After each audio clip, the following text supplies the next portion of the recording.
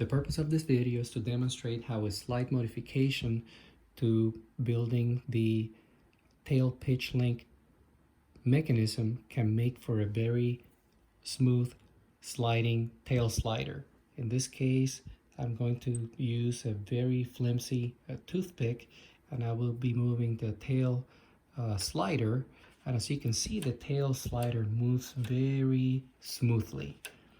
And I'm just using pressure, applying pressure using the toothpick, and as you can see, the toothpick is barely bending. So the modification here is that instead of using the Loctite as recommended in the manual, I am using a locknut.